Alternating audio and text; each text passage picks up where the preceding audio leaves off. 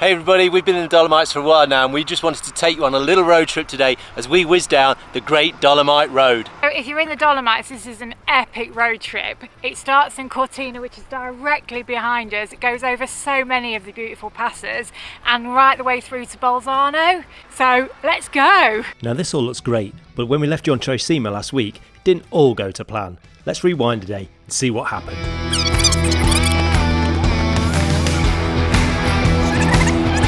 Okay guys, so we have another issue with Jules.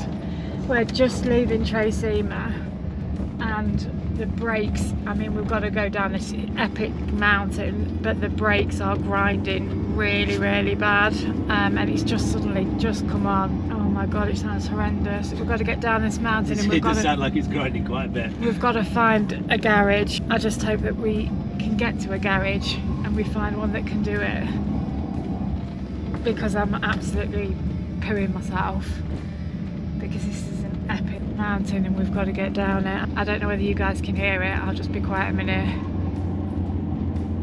Oh god. Arrived at the garage.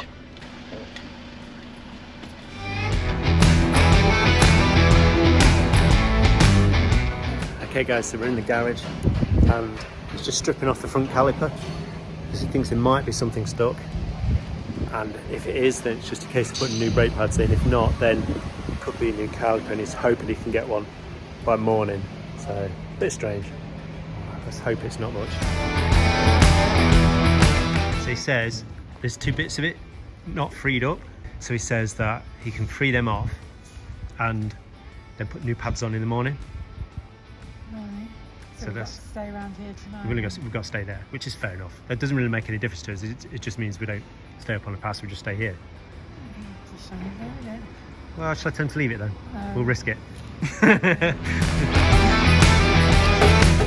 What's the update on the van then, Cass? So we can't move because we can't drive anywhere. It's actually, once all these businesses close, I think it'll be okay, won't it? Because we're parked under some trees and it's nice. So we're parked about literally 30 metres away from the garage. The other day, ironically, when we were at the supermarket, which we were at Eurospin, we were at the supermarket and we said, oh, that looks a nice little park up just there for somebody that wants it overnight. And then, lo and behold, 2 days later, we're using it as a perfect little park up. So we're about 30. We're not allowed to go anywhere. Yeah, not really allowed to go anywhere. So they say they can do it 8 o'clock in the morning. Pretty reasonable, really helpful, weren't they? Yeah, they were really good. Okay, he's awake. So, although it wasn't the nicest of park ups, we did just spend the evening just kind of chilling there, didn't we? It was a bad little park up, hasn't it? It was quiet, wasn't it? Yeah, it was quiet. I mean, we slept quite well, so, you know, not your ideal park up, but time to get up though, Alec, because we need to go and get the van. We need to go and sort Jules out. What are we doing, Alan?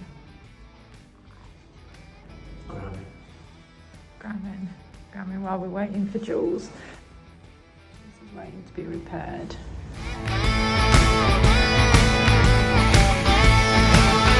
Hey, Jules is all fixed. We're good to go. Yay! So update. What's up and running in an hour and a half. An hour and a half, and he's changed the brake pads. And what was wrong with it? The left one was stuck, which we saw yesterday, and when he undid it, the right one was stuck as well, so we sorted that one. And we just got to put a little washer on it, so when we get back to the UK, a little rubber gasket. That's what was letting the water in and season it. It's all good. Yeah, good to go. He's a really nice guy. He was. A brilliant garage. So if you're in Cortina and you get stuck, this is an amazing garage. They've been so helpful. So, now we've caught up, let's get on with the road trip again.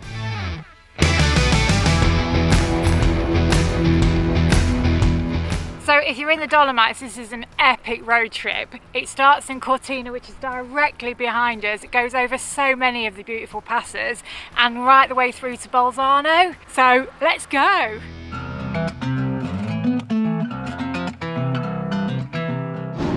So the first thing you notice when you come up on the Great Dolomite Road is switchbacks. As soon as you come out of Cortina, you start to go up the Falzagero Pass, there is switchbacks after switchbacks after switchbacks.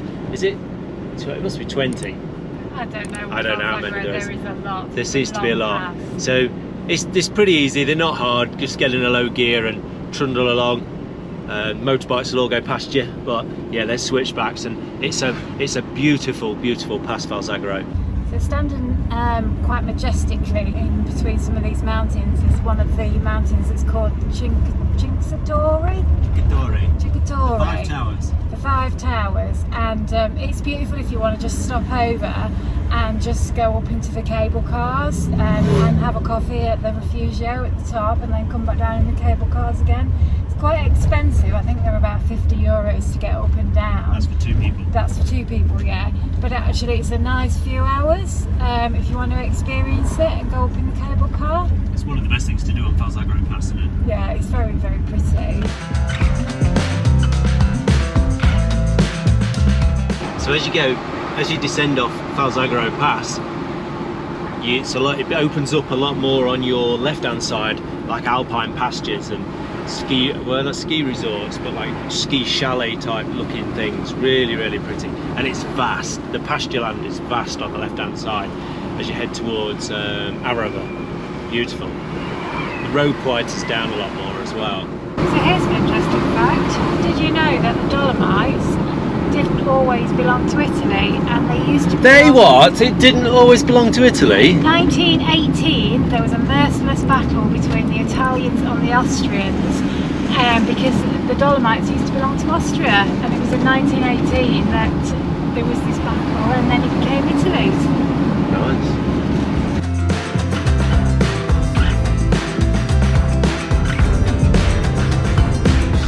As you descend off the Falzagero Pass, you come through the valley, and there's an Andraz Castle dated back to 1000 AD. Currently it's used as a museum which is dedicated really for the protection of the valley. Beautiful little castle, sits lovely within the valley floor.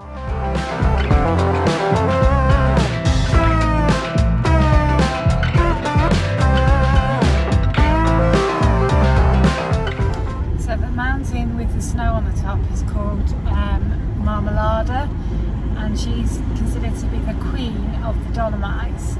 That's a good bit of info, you remembering that? I know, I'm really impressed because she's the second highest mountain in the Dolomites. Is she the second highest? Yeah. Who's the first highest?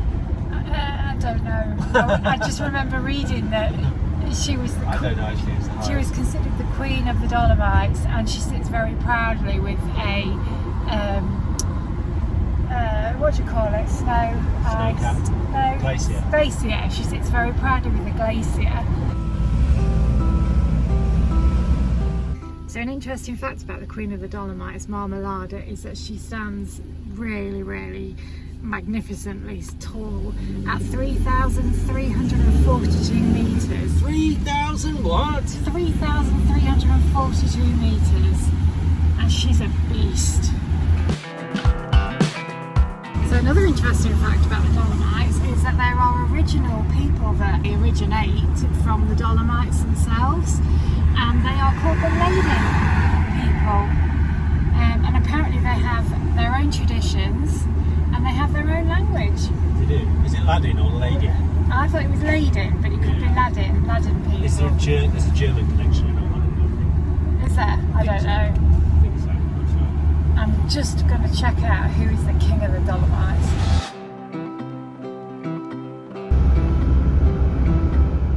So there is a king of the Dolomites. A literal king. A literal king is known as a king of the Dolomites. It's Mountain Antelio.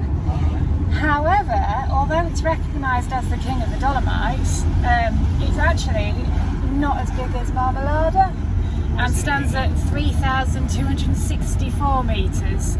So although Marmolada is the biggest mountain in the Dolomites, that makes sense, because in the Tour de France the Queen stage is the big one. Yeah. There's no King stage. but that's what they recognise as the king. But the Queen is obviously the more prouder of the two. Fascinating facts. So just before you start to climb Passo Pordoi, you go through Arabba, it's like a little ski town, I think. And then you start to climb the 33 hairpins. Is it now, do you climb the 33 hairpins or do you descend the other side 33? Either way, it's a lot. But this is a beautiful pass. If you're planning to take photos and stuff, look out for pullovers and stuff, because the views down from the pass are stunning. So especially when you get near the top, be prepared to take some epic photos.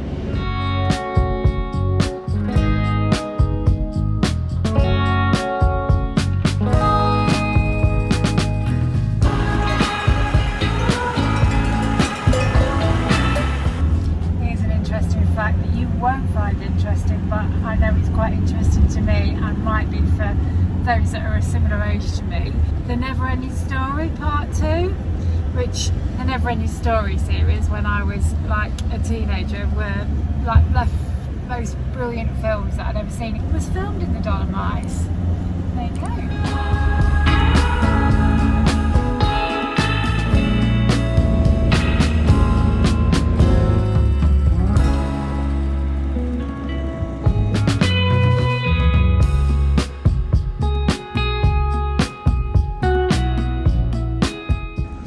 So when you get to the top of Pordoi, you can catch the cable car up to the terrace at the top, and that takes you up to 2,939 meters, and it's like moon-like up there. We haven't got time to do it today, but they say it's like the moon up there, and it's absolutely gorgeous.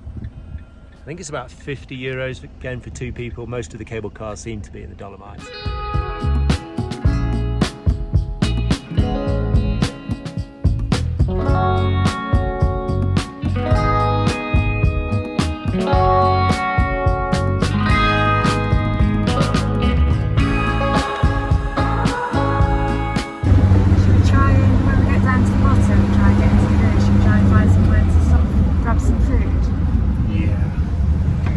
Spoiled for choice a bit where you want to stop. Yeah. The views are spectacular, aren't they? All the way down, you could just keep pulling over, couldn't you? Yeah, I like it when you go down these alpine forests as well. When you come back on Pordoi, you go back down into alpine forests. It's beautiful.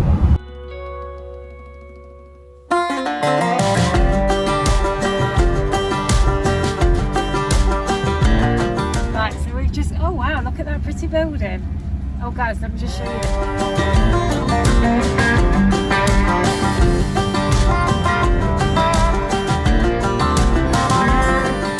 Beautiful building. So we've just come down off Pordoi mountain and we're in somewhere called Canazei, so we're just going to try and find somewhere to stop and grab some food, but I'm just going to also spin the camera around and show you something else in the sky.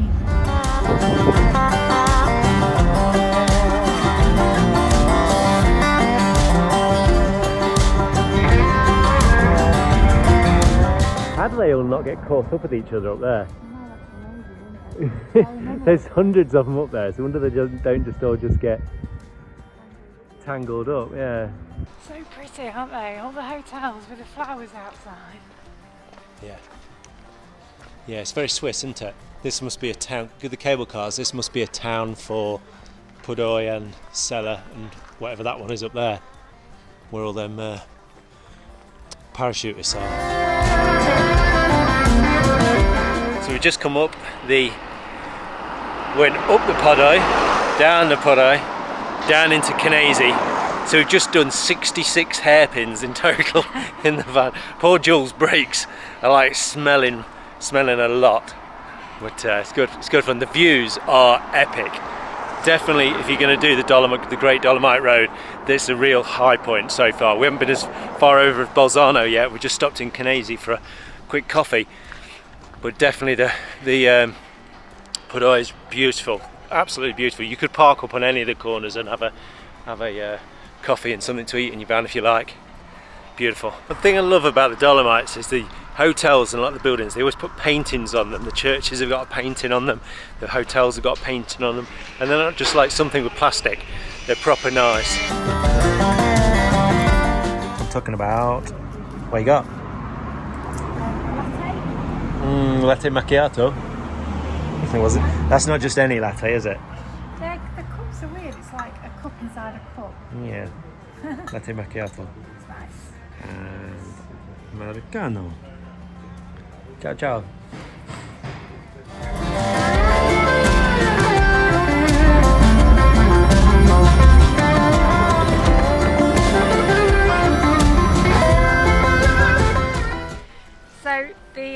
Dolomite Road is 68 miles long, 110 kilometres, and it's doable in a day. We've done it in a day, but I think if you really want to experience more of it, you could probably do it in a couple, 2-3 days. Stay at B&Bs or even camp, park-ups, whatever. There's loads of places in there. Yeah, I mean, it's just phenomenal. It's beautiful. There's loads of towns along the way where you can get hotels or ski resorts, and especially this time of year when it's out of season as well, it's just ideal. Yeah.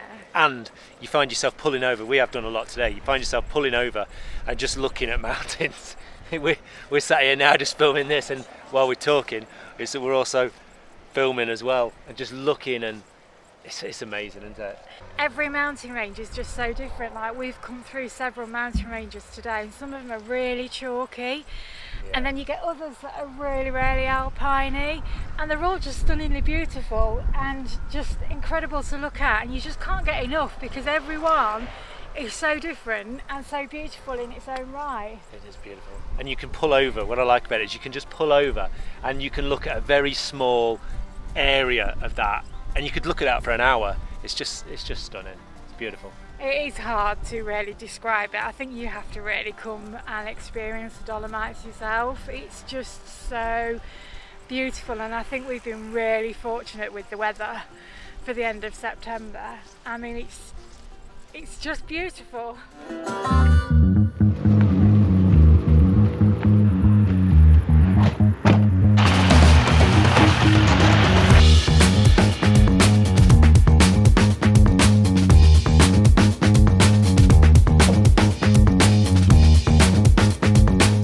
In at Lago di Carezza, on, I think it's about 20 kilometres from Bolzano.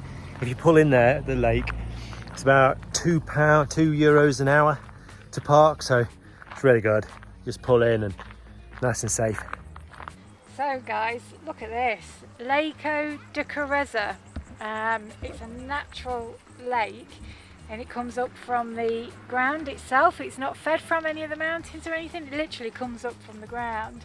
It's a protected area, so you're not allowed to swim in it or anything like that, but I mean, it's as clear as day. It's beautiful. Come on, Derek, do your thing, Derek. Here we go. Do your thing.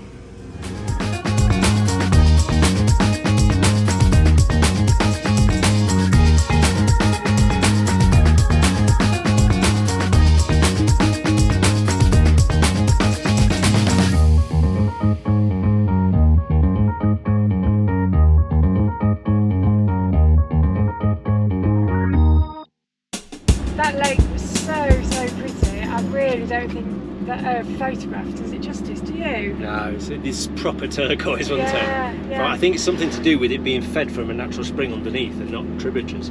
Anyway, onwards to Bolzano. That's to Bolzano! Bolzano! So what I love about the Dolomites and the Great Dolomite Road as well is that in comparison to the French Alps, which is big and vast, the Dolomites, it seems like you could throw not literally, but you could throw a stone and hit somewhere you've just been. As we were just saying that you can be on Falzagero and see Passo Gao and Gardino and all those things, and driving down this Great Dolomites Road, it's the same. You feel like the mountains are almost coming in on you, and you're driving through the little towns, and it feels a lot more vast because it's so tight. So pretty.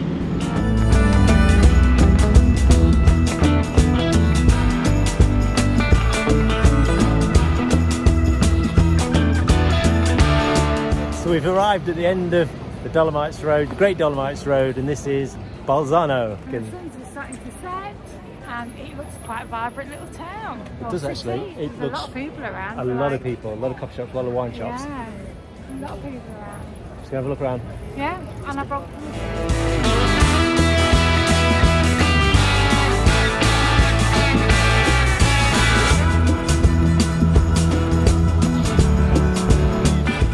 So when you go into Bolzano, I don't know if this is normal, but it's absolutely manic tonight. There is people everywhere. We've just come down the main shopping street, Via de Portici, and it's banging, isn't it? It's busy. It's really busy. There's people everywhere.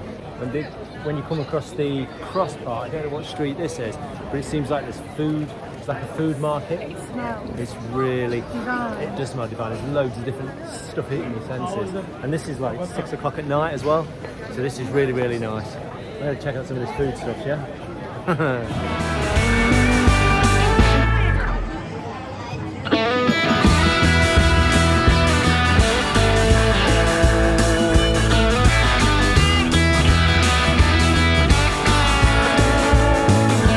So guys, that's the end of our trip along the Great Dolomite Highway, the Great Dolomite Road, and where better to end it in the actual end of it in Bolzano, a real cosmopolitan city. Not what we expected, not what I expected at all, but with the glowing pink mountains of the Dolomites in the background, and we're stood in front of the Victory Arch, the Victory Monument on the bridge in Bolzano. What do you reckon of Bolzano, Kaz?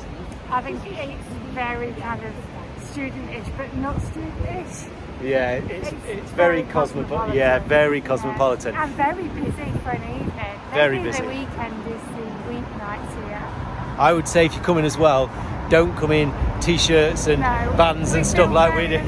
We feel underdressed. People are in really nice clothes. They're going out for the night, they're socialising. So whatever you think Italy might be at night, I think this is what it is. It's just a really, really pretty city. So we started over in Cortina and we've ended up in Bolzano, 110 kilometres, absolutely fantabulous. Fantabulous? Fantastic and fabulous both together. So get yourself on it, whether you're in your camper van, whether you're in a car, whatever you're doing, it's just a brilliant road trip. So get on it. So guys, that's the end of our Great Dolomite road trip. Don't forget to hit subscribe and hit the notification bell so that you receive all of our next videos. See you later guys and stay safe. I can't quite remember where we parked Jules. I've got myself a bit lost. I thought it would say you're parked here on Google Maps, but it doesn't. We better go and find Jules. It's going to get dark soon. Let's go.